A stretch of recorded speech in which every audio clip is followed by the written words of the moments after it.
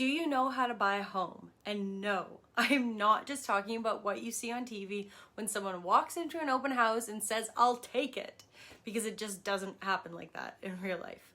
I'm gonna outline the process in 5 steps, nice and simple, so you've got a better idea of what actually happens.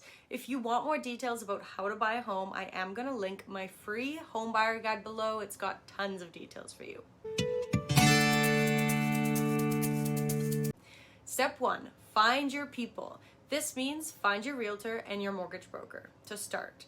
If you already know a realtor, it is a great idea to talk to them first and they can pass along their trusted mortgage broker contacts. And the same goes the other way. If you already know a mortgage broker, reach out to them for their trusted realtor contacts. And the reason for this is because no, not all realtors and mortgage brokers are the same. I had a transaction actually fall through because the mortgage broker representing the buyer on the other side of the transaction somehow screwed up what they were doing after they already gave them the green light to buy the home.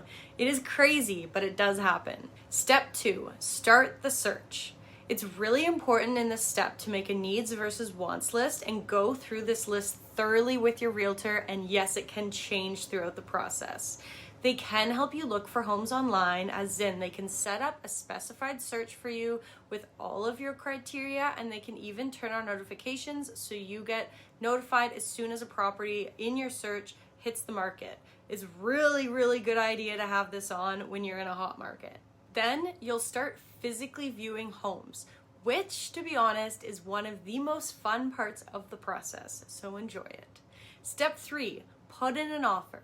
This step includes the most amount of paperwork you should see from your realtor and can be very stressful if you end up being in multiple offers.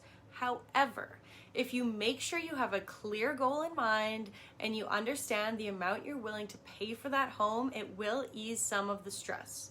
And your realtor will help provide comparable sold properties, so you've got some information to base your offer on. Step 4, due diligence.